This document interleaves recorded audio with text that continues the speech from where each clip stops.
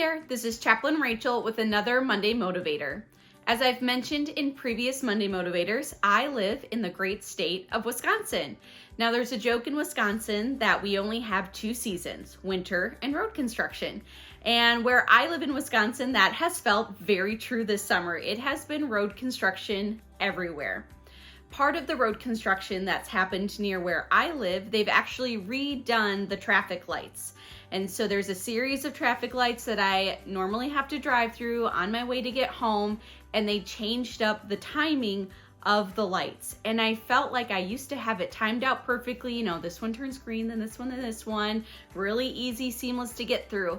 And now it feels like this light is green while this one's red, this one's turning yellow, and there have now been a few occasions where a light has turned yellow sooner than I thought it was gonna turn, and that yellow light was looking a little orange. And so it has been an adjustment with all the road construction that's been going on. But as I sat and thought through a little bit about these traffic lights and how they were causing me a little bit of frustration and thinking about, really could use some patience when it comes to these traffic lights, I thought about how often there are things going on in our lives that can feel a little overwhelming. And so then what is happening to make things feel a little overwhelming? And so I thought, wow, what a great analogy, what a great tool to use, kind of this idea of a traffic light to just kind of assess different areas of our lives. And so when I think about a red light, it makes me want to pause and think about what are some things that are going on in my life that are causing me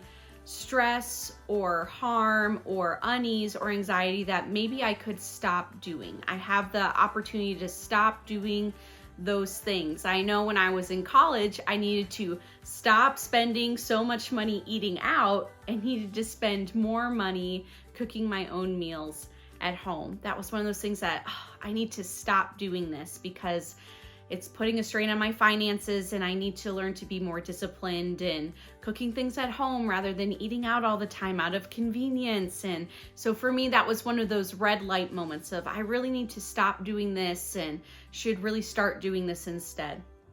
The yellow light kind of makes me think of things in my life where it's like, oh, well, proceed with caution. You know, I think about the amount of television that maybe I watch at night. It's not wrong to watch television or to enjoy a movie time and again, but is this going to turn into something where this is going to cause me to spend hours and hours and hours? Am I binge watching 5 45-minute episodes of a television show at night because I just don't want to have to think about anything else? So it's something that could be a green light, could be a red light, but a yellow light, proceed with caution.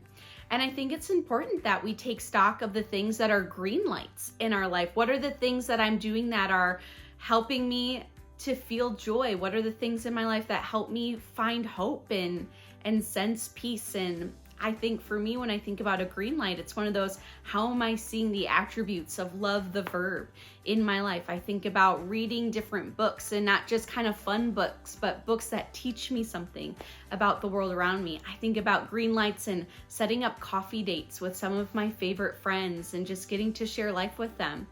A green light for me is also knowing when I need to ask for help, because then I'm not bearing and shouldering the burdens that I face alone.